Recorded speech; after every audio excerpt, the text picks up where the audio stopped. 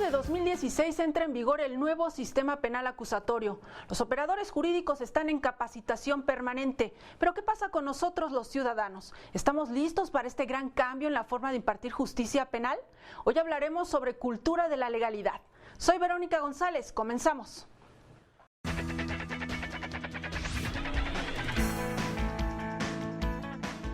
Fui encarcelado sin tener el derecho a hacer una llamada telefónica a mis familiares. Traía lo que es la pirotecnia. Me decomisaron todo el cargamento, que era para la semana mayor que le hice uno aquí en Tindú. Cuando declaró en preparatoria, refirió ser diputado quinto de la mayordomía, que es elegida por un sistema de usos y costumbres en la comunidad. Hemos atendido 3.009 asuntos relacionados con personas, miembros de comunidades indígenas. Esta cultura de la legalidad va desde lo pequeñito, desde la casa, pero cuando un caso llega a ser judicializado o llega a ventilarse en los tribunales, tenemos que aceptar que las personas tienen que ser sometidas a un camino, a un procedimiento para que se decrete su responsabilidad. Como sociedad tenemos que empezar a decir, en frente de donde yo vivo va a imperar la legalidad. Voy a promover que mis vecinos y yo tengamos una cuadra modelo, y después la colonia, y después la ciudad. Iniciamos el programa de hoy con la historia de Seferino, quien pertenece a la comunidad mixteca. Sin saberlo, se vio involucrado en un delito federal. Un defensor público que conoce su lengua y su cultura lo acompañó en el proceso penal.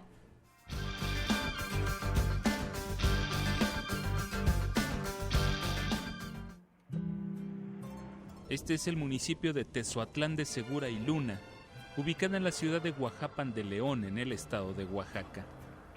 Forma parte de la región mixteca oaxaqueña. Qué lejos estoy del suelo donde he nacido.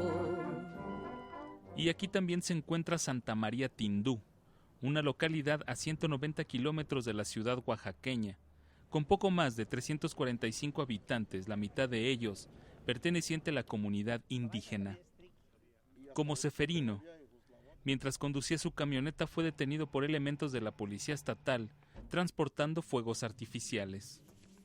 En donde fui encarcelado 3 días sin tener el derecho a hacer una llamada telefónica a mis familiares. La razón por cual fui encarcelado es de que traía producto elaborado para lo que es la pirotecnia. Se le dictó formal prisión por el delito de transporte de artificios pirotécnicos y material explosivo sin el permiso correspondiente. Me decomisaron todo el cargamento, que era para la semana mayor que le hice uno aquí en Tindú. Está organizada por una mayordomía. Después de la declaración preparatoria, el juzgado solicitó la designación de un defensor público federal bilingüe que habla y conoce la cultura mixteca para intervenir en el caso de Seferino. Una vez que yo asumí su defensa, al leer las constancias detecté que cuando declaró en preparatoria refirió ser parte de la mayordomía y dijo que era diputado quinto de la mayordomía. Diseñé una estrategia de defensa encaminada a demostrar precisamente que él formaba parte de una mayordomía que es elegida por un sistema de usos y costumbres en la comunidad. Una mayordomía son personas elegidas mediante asamblea general para encabezar la fiesta patronal en la llamada Semana Mayor. Cada diputado tiene su encomienda y en este caso, a Seferino le correspondía comprar los artificios pirotécnicos. El asesor jurídico solicitó al juzgador que se investigue la especificidad cultural de Seferino. Entonces el juzgador determinó girar oficio a la Comisión Nacional para el Desarrollo de los Pueblos Indígenas, Delegación Oaxaca, para que ésta designara a un perito en antropología para que realizara la investigación. Lo que se le pudo decir al juez es, a ver, el señor, una vez que entra al sistema de obligaciones o el sistema de cargos o el sistema de servicios, ya no tiene voluntad propia, ¿no? Ya no puede decir sí o no. Y sobre todo, los beneficios para el santo son el espacio en donde menos se va a poder mover, ¿no? Porque es el que los cuida y es el que los protege. Para Seferino aplicó una figura jurídica conocida como exclusión del delito. Y es así como al resolver el juzgador determina absolver de la acusación a Ceferino. ¿Por qué? Porque se acreditó plenamente que él formaba parte de la mayordomía y además estaba cumpliendo la orden que le dio el mayordomo. Entonces él pensó que su conducta estaba permitida. El Instituto Federal de Defensoría Pública tiene 25 defensores públicos federales bilingües. De ellos, 10 están adscritos a la delegación de Oaxaca. En 2014 hemos atendido 3.009 asuntos relacionados con personas miembros de comunidades indígenas. De ese porcentaje, de esa cantidad, solo el 11% corresponde a miembros de comunidades indígenas. Esto es 345 aproximadamente. Solo un porcentaje pequeño corresponde a mujeres. Hoy, Ceferino está libre. Yo acá estoy en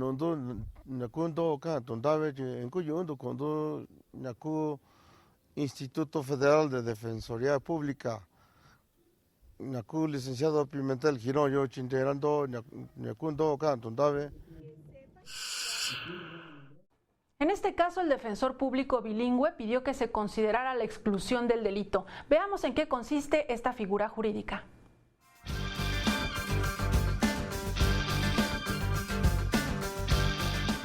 El artículo 15 del Código Penal Federal establece las causas de exclusión de un delito, es decir, en qué caso se descarta o rechaza la existencia de un delito. 1. Cuando se actúe con el consentimiento expreso del titular del bien jurídico afectado. 2.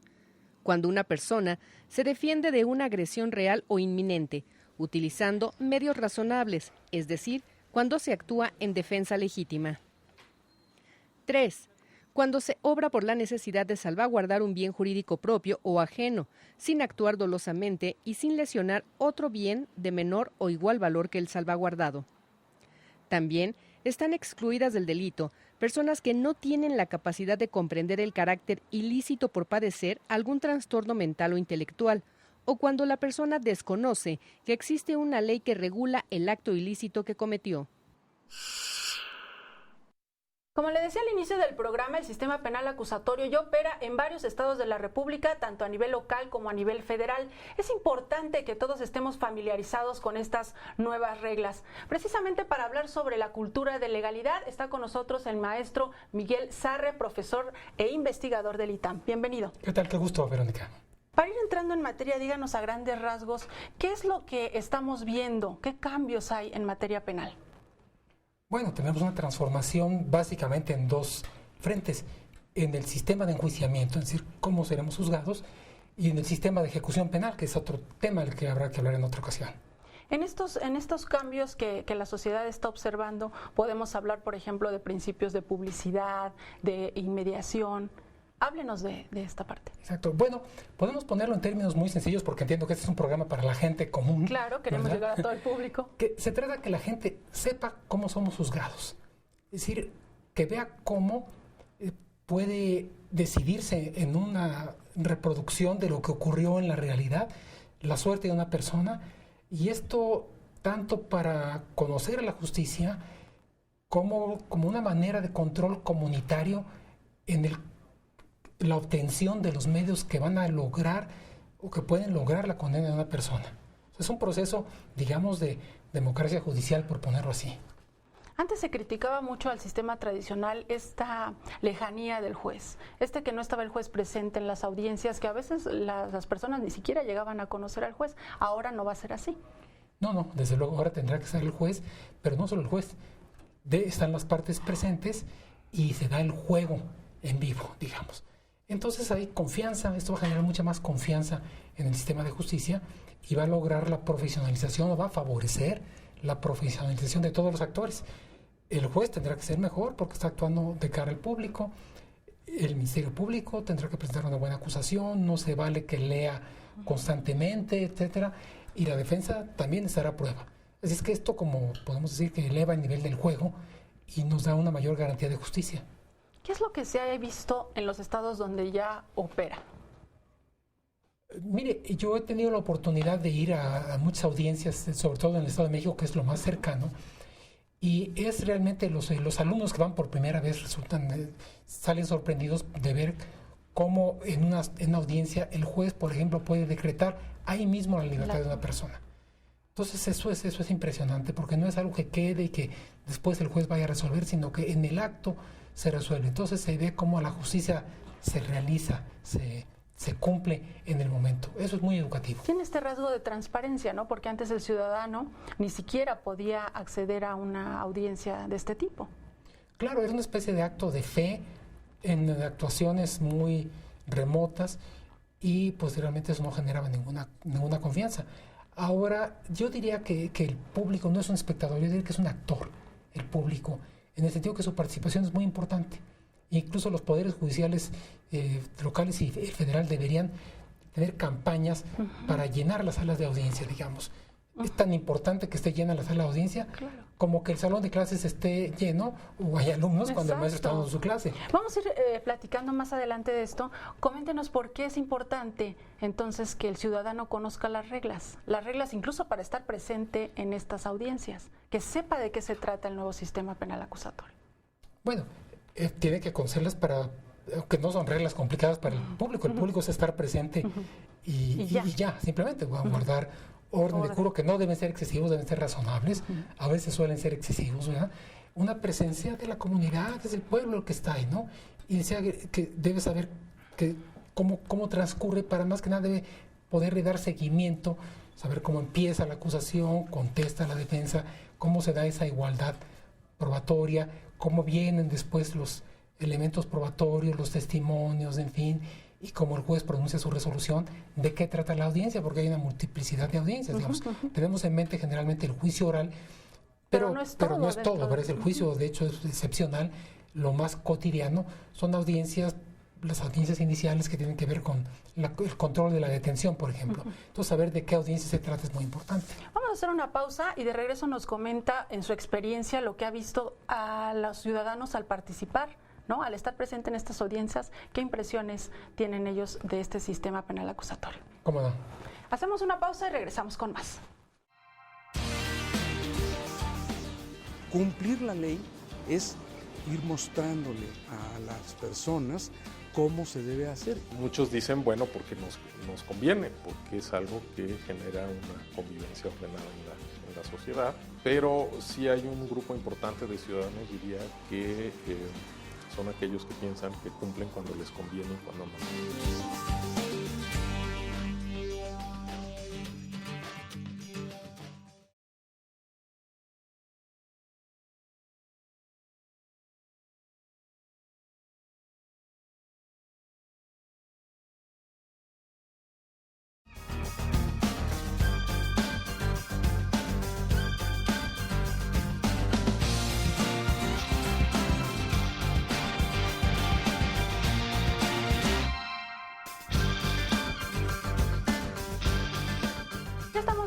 Antes de seguir esta charla con el maestro Miguel Sarre, vamos a ver una pieza precisamente que habla sobre la cultura de la legalidad y regresamos con más comentarios sobre este tema.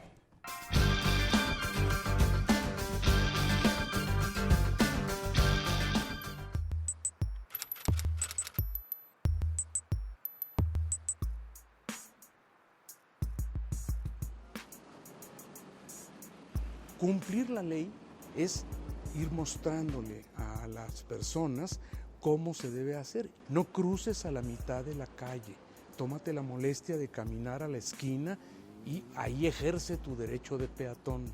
Cuando estás pasando por la mitad de la calle, estás tergiversando tu derecho de peatón, lo estás devaluando. Cumple y pasa por donde debes de hacerlo. No tires la basura. ¿Por qué?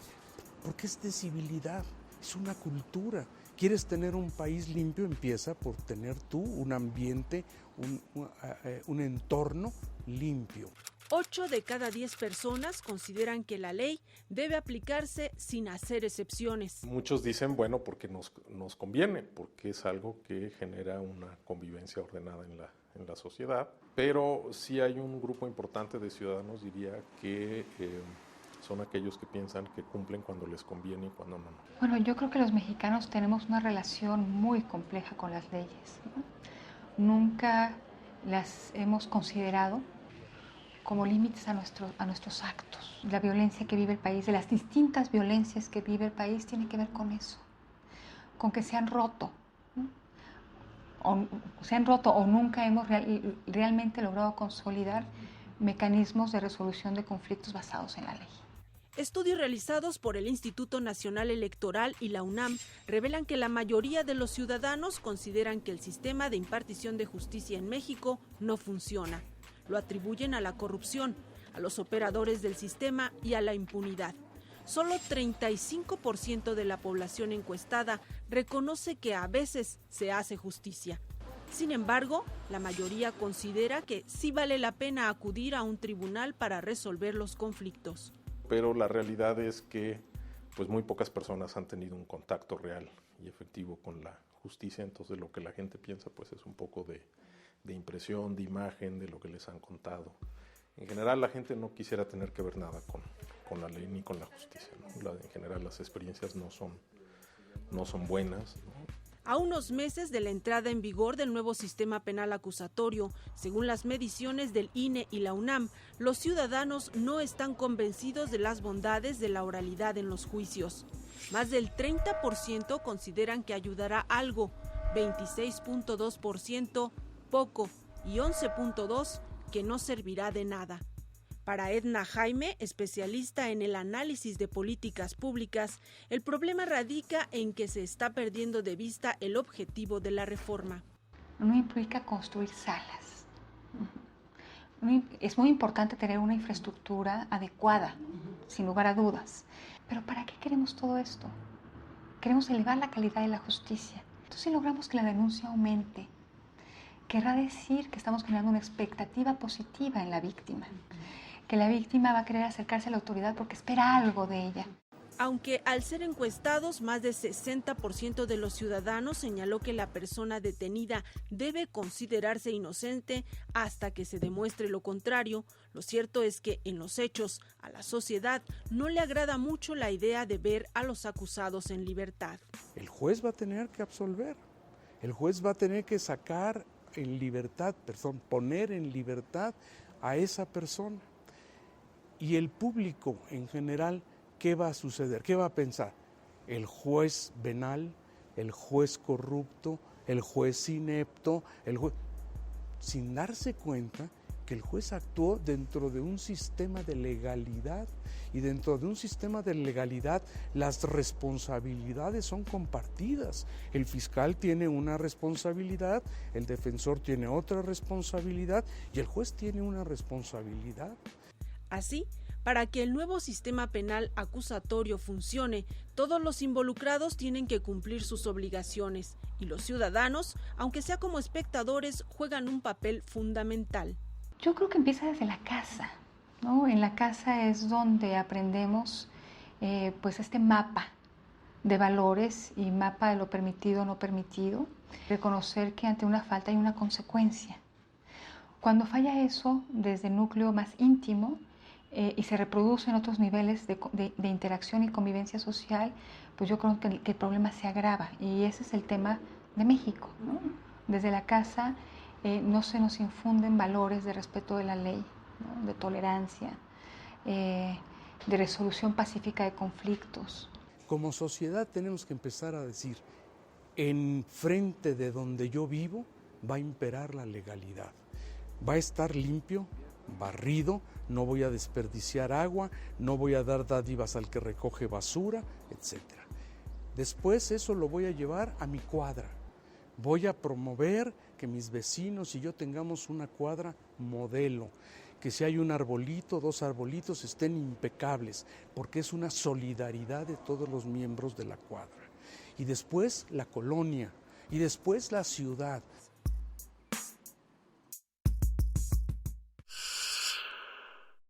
Bien, pues veíamos en el reportaje esta necesidad de fomentar la cultura de la legalidad. No sé si fomentar o crear una cultura de la legalidad. En cuestiones tan mínimas como veíamos ahí, ¿no? El respeto a no estacionarme afuera de la entrada del auto de mi vecino. ¿Cómo se relaciona cultura de legalidad con el éxito para que se aplique correctamente el nuevo sistema penal acusatorio? Bueno, hay un puente, digamos, hay una conexión. esta cultura de la legalidad, como bien lo decía el magistrado Vázquez Mellado, va desde lo pequeñito, desde la casa, y después lo comentaba Edna Jaime también, pero también tiene una trascendencia ya a veces muy específica. No se da en todos los casos, pero cuando un caso llega a ser judicializado o llega a ventilarse en los tribunales, entonces hay una cultura específica.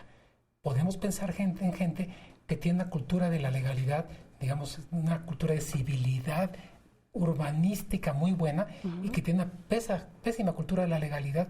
Ya en lo judicial. En lo judicial, ¿verdad? Que puede ser muy respetuoso de los peatones, pero que no conoce de presunción de inocencia. Por ejemplo, y es algo muy importante dentro del nuevo sistema penal. Exacto, entonces hay que hacer la conexión, que no se puede ser decente en la calle y ser un sátrapa, ¿verdad? Un primario en temas de presunción de inocencia, que tenemos que aceptar que las personas tienen que ser sometidas a un camino, un procedimiento para que se decrete su responsabilidad y que no son ni la policía ni los medios de comunicación los que dicen que alguien es responsable. Exacto, para cómo evitar que se hagan estos juicios paralelos, ¿no? Que cuando llega el juicio, la persona ya dentro de la sociedad ya tiene una opinión sobre si es culpable o no. Exacto, entonces ahí tenemos, ya el Poder Judicial y estos medios de los que se dispone, pues son una herramienta estupenda, ¿no? Yo creo que inclusive los casos más relevantes que llegan a la Suprema Corte, pues son una espléndida oportunidad para, a partir de ellos, enseñar los componentes del debido proceso y muy destacadamente el presupuesto, digamos, de ellos, que es el de presunción de inocencia, pero también el derecho a la defensa, también la oportunidad probatoria, en fin, ir insistiendo en cada uno de sus elementos. Ya habíamos visto casos muy sonados, como por ejemplo el caso de Florence Cassés. Exacto. Bueno, creo que son las oportunidades espléndidas para ver, bueno, cómo, si no hubo un debido proceso, pues la señora es inocente, ¿verdad? Es inocente, está en ceros. Como las bombas de la gasolina, ¿no? No nos dicen ceros, joven. Bueno, así están en ceros. Aunque en ese caso la Corte no se pronuncia sobre su inocencia o no, sino simplemente ante toda esta falta de que se cumpla el debido proceso, entonces es que dice no se le puede juzgar porque el proceso estuvo viciado. Pero es que no necesita pronunciarse. Todos somos inocentes mientras no se pronuncie la culpabilidad. Es que el que no se pronuncie ya es que está en el estado, está en ceros. ¿Cómo es que en el caso del sistema penal acusatorio la gente tenemos que estar, el ciudadano común debemos estar preparados y conocer todas estas cosas para no decepcionarnos del sistema? Cuando ocurra, por ejemplo, que una persona es detenida y se le deja en libertad mientras sigue su proceso. Estamos muy acostumbrados, o lo que decíamos ahí, a que queremos el castigo, la cárcel. Esta no va a ser una opción. Claro, bueno, yo creo que implica también datos de la cultura, tienen también información por detrás. Será muy importante que veamos y que utilizásemos estos espléndidos medios, decía, para ver cómo de las personas que cometen un delito, solo una porción mínima, menos del 1%, enfrenta a su juez.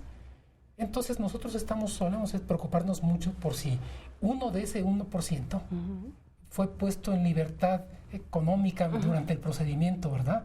Y nos alarmamos. Pero estamos tan tranquilos respecto del otro 99% que pueden estar delinquiendo a sus anchas y gozando de cabal impunidad. Entonces habría que dar información ahí y que la sociedad prestara más atención al 99% y que dijese, bueno, el 1%, pues sí, porque apenas vamos a saber precisamente, porque goza de presunción de inocencia, vamos a saber si es responsable o no, y ya tenemos la enorme ventaja de que ya compareció, de que ya lo conocemos, de que lo podemos ver. Claro de los que no conocemos. Vamos a hacer una pausa y tenemos pendiente el tema de qué tanto le interesa al ciudadano asistir a estas audiencias, al ciudadano que no está relacionado con los procesos judiciales. Magnífico. Hacemos la pausa, antes le dejamos con el ABC jurídico, no se vaya, regresamos con más.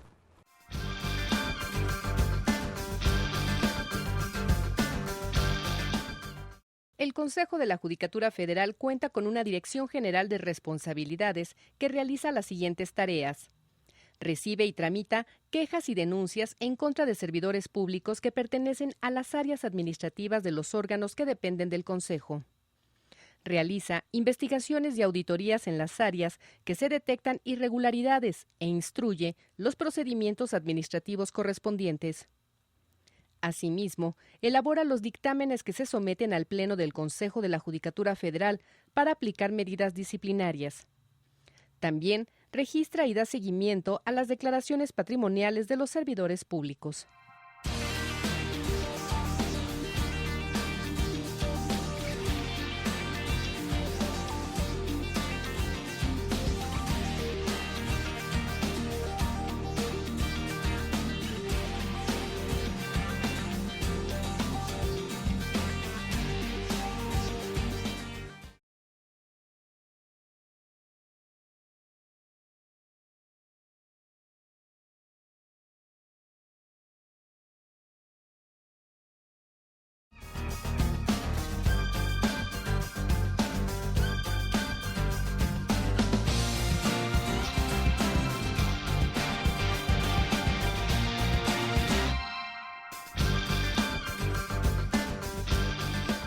Seguimos conversando con el maestro Miguel Sarre sobre cultura de legalidad y le preguntaba yo en el bloque anterior, ¿por qué es que el ciudadano común no está participando tanto en estas audiencias? ¿Por qué no se acerca el ciudadano? Efectivamente, me ha tocado ver salas de audiencia solas, ¿verdad?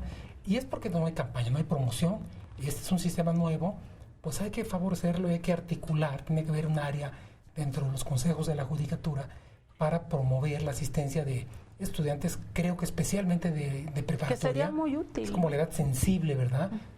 Y sería parte de su formación cívica, sería extraordinario, ¿verdad? O el curso de introducción al derecho, en su caso, en fin. Pero todos deberían tener esa experiencia. Todos, independientemente de lo que vayan a estudiar, deberían pasar algunas horas escuchando las audiencias y conociéndolas en vivo. Tenemos un teatro ahí, en el mejor sentido real, y estamos desperdiciándolo. Esto tiene que ir complementado con otras medidas muy prácticas, ¿verdad? Como que los anuncios en las áreas de audiencias, en los tribunales, estén muy claros. Los tableros electrónicos tienen que decir qué audiencia es, a qué hora inicia, cuál es el tema, qué tipo de audiencia. Tener folletos para cada tipo de audiencias, esa audiencia de control y detención. ¿Qué significa? Podría ver en un tríptico básicamente de qué se trata. En fin, tener todo estructurado, desde los baños limpios, todo listo para recibir a la gente, porque la gente no es un invitado más, es parte esencial del nuevo sistema de justicia penal. Si no, ¿para qué construimos estas salas de audiencias tan costositas? Y esto también se tendría que dar, para empezar, desde el nivel local, ¿no? Desde la primera instancia. Claro, es que es ahí. Ahí es donde se está el primer. Es que aquí, a diferencia del antiguo sistema, donde las instancias, digamos, definitivas eran las posteriores, aquí la instancia, el juicio es el juicio de primera instancia. Podrá haber recurso, en fin, pero lo que pasa ahí ya no vuelve a pasar, ¿verdad? Entonces hay que verlo, y eso va a ser definitivo. Hemos visto durante estos años de 2008 para acá que la capacitación a operadores del sistema, jueces, litigantes, el Ministerio Público, ha estado ahí presente. Se ha intensificado al final, pero bien que mal, ahí ha estado presente. ¿Qué pasa en el caso de los ciudadanos? Mencionaba usted las universidades, ¿no? ¿De qué otra forma se acerca el ciudadano? ¿Cómo se puede informar el ciudadano? Bueno, pues es difícil, tiene que ser un ciudadano muy proactivo, ¿verdad? Por eso aquí hay que tenderle la mano, tener esos anuncios, utilizar, no sé, tiempos del estadio, medios de comunicación en general, para comunicar las audiencias que va a haber. Es muy fácil. O simplemente comunicar que hay una página y que se pueden meter a la página y ver las audiencias previstas para el día anterior, de manera que cuando yo le digo a mis alumnos que vamos a ir a una audiencia el día de mañana, ya sepamos que a las 11 está la audiencia en tal sala. ¿De qué va a tratar? Ya vamos directamente. Esto es una experiencia muy valiosa. Después recopilar esas observaciones ha resultado interesantísimo, ¿no? O sea, las observaciones de los alumnos frescos son muy valiosas, pues critican la postura de cada uno de los intervinientes. Ese defensor no estaba preparado, ¿verdad? El Ministerio Público iba muy bien preparado, lo superó. El juez tuvo que ayudarle a la defensa, porque si no, pues nada más eso no caminaba. En fin, las cachan casi todas, ¿eh? Es casi muy importante trabajar en esta parte, porque si no va a suceder lo que mencionaba el doctor Fix en la pieza previa que vimos, ¿no? Que está ocurriendo en algunos estados. La defensa es tan buena que están liberando a las personas, los imputados están siendo liberados. ¿Qué opinión le merece esto? Pues qué bueno, qué gusto me da. Bueno, eso supone que el Ministerio Público no fue malo, porque para que tengamos justicia necesitamos tener 3 elementos. Una buena acusación, una buena defensa y un buen juez. El sistema oral sirve mucho para ver si una de estas piezas falla y para corregirla. Pero si el sistema funciona, otorgando libertades, magnífico. Volvamos al tema anterior. Se está poniendo en libertad a uno de ese 1% que fue, en este caso, indebidamente detenido. Que vayan porque sí fue, ¿verdad? Está funcionando, está operando el control de calidad. Y finalmente uno de los objetivos de este sistema penal acusatorio es que no toda la gente vaya a prisión, ¿no? Bueno, no solo que no vayan a prisión, o sea, que no vayan los que no sean culpables. Sí, y que no vayan a juicio, es decir, al juicio oral como tal, ¿no? Hay alternativas, están medios intermedios, ¿no? Juicios abreviados, salidas alternas para que se agilice el sistema, pero es muy importante dejar en claro que el juicio oral es la garantía de todo el sistema. Necesitamos tener un juicio oral perfecto que funcione para que nadie acepte un procedimiento abreviado si considera que tiene derechos y que es inocente y que dice yo voy a demostrar mi inocencia en juicio oral. Y para eso necesitamos que el juicio oral funcione plenamente. Antes de que entremos a hablar sobre estos mecanismos alternos de solución de conflictos y cómo es que la gente debe estar familiarizada con estos métodos para que se resuelvan los asuntos, tenemos una sección en el programa en la que salimos y le preguntamos al ciudadano común sobre el tema que estamos tratando. En esta ocasión salimos y les preguntamos por qué los mexicanos no respetamos la ley. Vamos a verla y regresamos con más comentarios sobre este tema.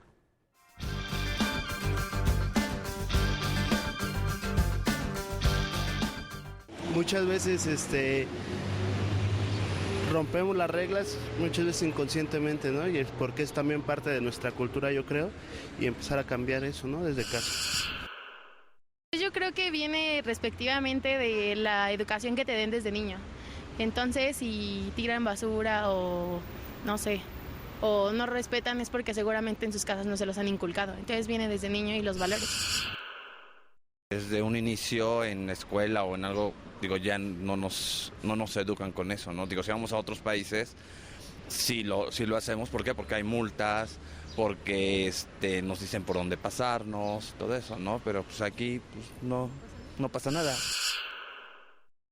Pues yo creo que es la educación más que nada, o sea, no los enseñan como a... O sea, en primera la autoridad no te dice nada y nada más trata como de fregar al conductor, en lugar de decirle las normas y castigarlo por ello. Yo sé perfectamente bien que todo es nuestro, ¿no? O sea, somos nosotros los que provocamos muchos problemas, porque nos damos la vuelta en donde no debemos, pero pues de repente decimos, ¿a quién le importa? Los que vigilan eso están platicando, están fumando, están hablando por celular y son los que vigilan. ¿No es cierto? Por falta de cultura, todo viene desde niños, ¿no? Así como nos educan, pues tenemos que ser. Hay un descontrol de las autoridades, pero total. Tanto como en la inseguridad, como en todos lados. Entonces, ¿nosotros qué? Pues bien, ahí está la opinión del ciudadano. Algunos coinciden en esta parte de que desde casa no se nos enseña esto de respetar cosas mínimas como un semáforo, ¿no? Desde ahí partimos mal. Claro, es cierto, pero ahí hay un tema, digamos, hay que fomentar esto, por supuesto, pero la cultura de la legalidad básicamente la debe imponer el Estado, ¿verdad? Porque él está obligado a cumplir la ley y hacerla cumplir. El ciudadano solo tiene que cumplirla. Así es que la responsabilidad de organizar el tinglado es fundamentalmente por parte de la autoridad. Pero el sistema de justicia oral es un sistema en ese sentido muy democrático y muy educativo, porque nos educa a colocarnos a todos bajo la ley. Ahí se está viendo si la actuación de la policía que llevó a cabo la investigación del delito fue acorde a la ley o no. Si la actuación del Ministerio Público al preparar el caso también fue apegada a la ley o no. Desde luego, si la actuación de la persona cuya conducta se está enjuiciando, cuya conducta es motivo del juicio. Pero no solo eso, sino si la actuación del juez es apegada a la ley también. Si está siendo justo al dar la palabra, por eso está actuando, estamos en la vitrina. Entonces es una escuela realmente de valores culturales y democráticos, porque nos coloca en ese plano de igualdad tanto a la autoridad como al particular, y nos demuestra que todos estamos, es casi físicamente, gráficamente, que la ley rige sobre gobernantes y gobernados. Y esa es la principal lección de legalidad que necesitamos. También que el gobernado cumpla con la ley, pero si no lo hace, la autoridad se lo hará cumplir, ¿verdad? Pero ese es el tema, digamos, de democracia educativa que requerimos. que la ley rige sobre unos y otros. Y en la medida en que veamos eso, en la medida en que veamos, por ejemplo, en casos relevantes que se aplica la ley y que son condenados personajes importantes de la sociedad que parecen no son los destinatarios de las normas penales, ¿verdad? Entonces creeremos en la ley y será un referente, ahora sí, cultural, ¿verdad? O sea que creo, insisto, hay que tomar desde la colilla del cigarro, ¿verdad? Desde el no fumar en un lugar prohibido, etcétera.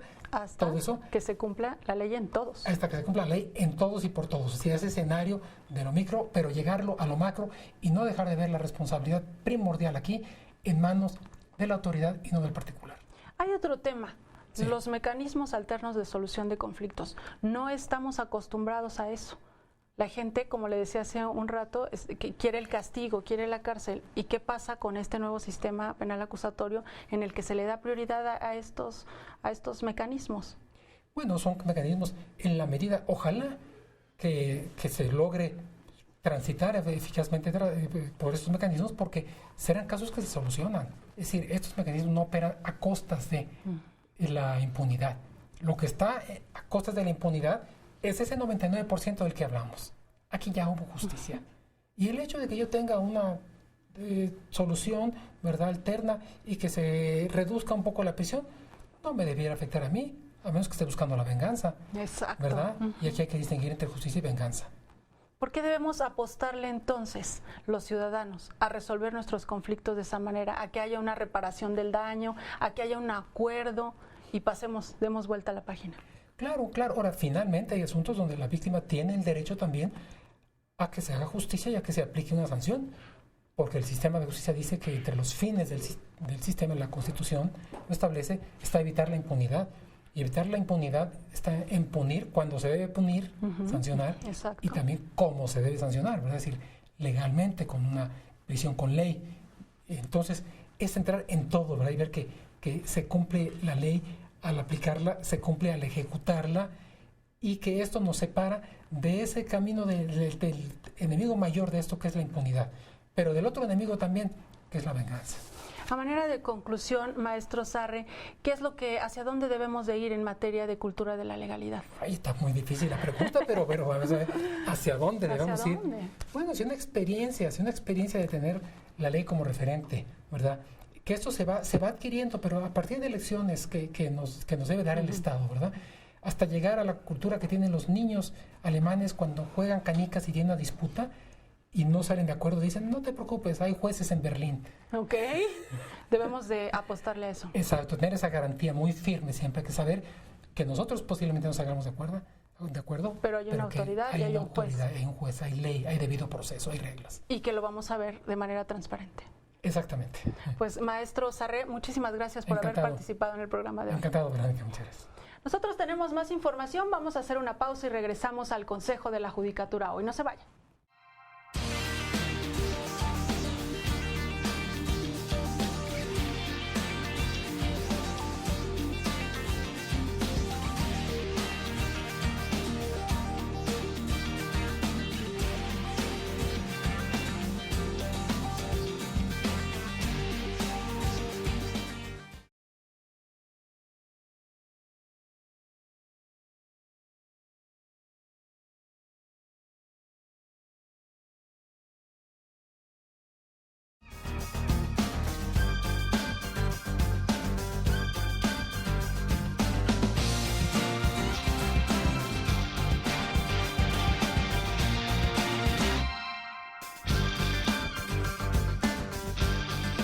Estamos en la parte final del programa. Vamos con los datos duros de la Judicatura Federal.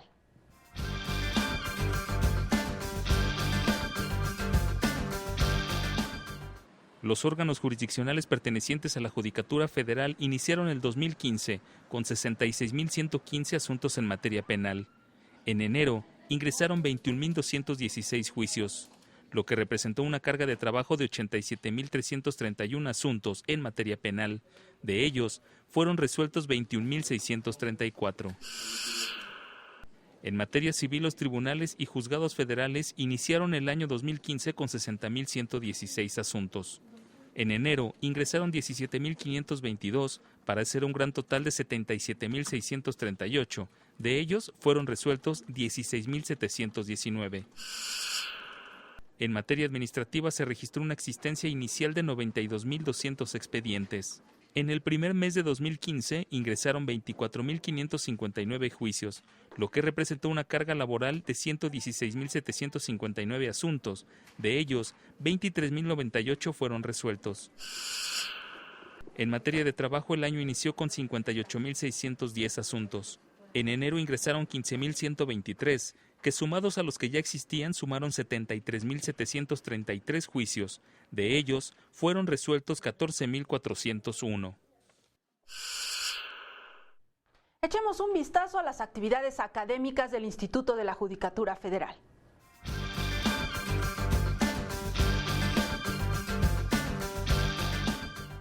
Actualmente, siempre que se habla de genocidio, siempre existe una agenda política.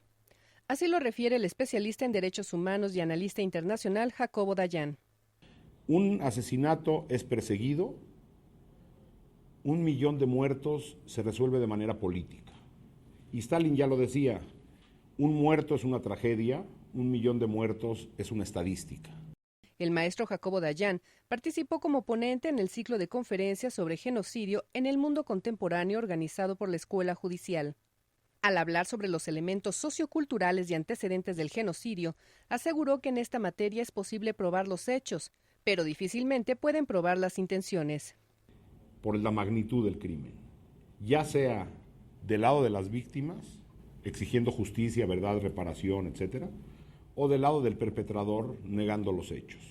Durante su participación, el maestro Carlos Arjona Esteves, especialista en derechos humanos, señaló que antes del holocausto nazi en la Segunda Guerra Mundial, el delito de genocidio no estaba tipificado.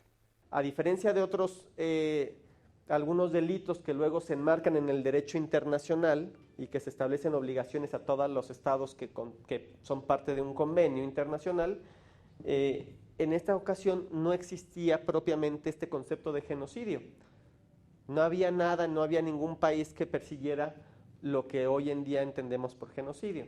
Arjona Esteves añadió que si bien no existía el genocidio como un concepto, ya ocurrían acontecimientos en esta materia. Como ejemplo, citó las políticas del pueblo turco otomano contra la población de Armenia.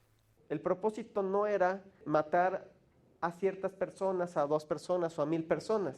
El propósito era destruir a un cierto grupo de población por pertenecer a ese grupo, ¿no? Mientras que en el caso de Armenia era destruir a los armenios, en el caso de la Alemania nazi era destruir a los judíos. Integrantes del Poder Judicial de la Federación y Público General participaron en este ciclo de conferencias de 16 horas impartido de manera presencial en la sede de la Escuela Judicial y por videoconferencia en las extensiones a nivel nacional. Ya nos vamos, pero antes vea usted esta información.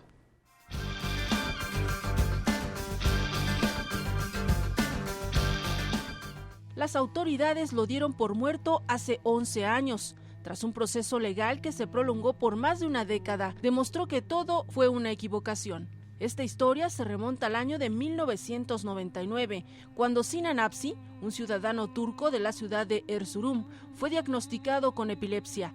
4 años después, en 2013, Apsi, de 46 años de edad, solicitó su jubilación. Mes a mes cobró su pensión hasta que en el año 2004 ya no pudo hacerlo. Decidió acudir al Instituto de Seguridad Social de Turquía a preguntar el motivo del cese de sus pagos. La respuesta fue que estaba muerto. Así, el muerto Sinan, como fue conocido desde entonces, inició el proceso legal para aclarar el error administrativo del Instituto de Seguridad Social.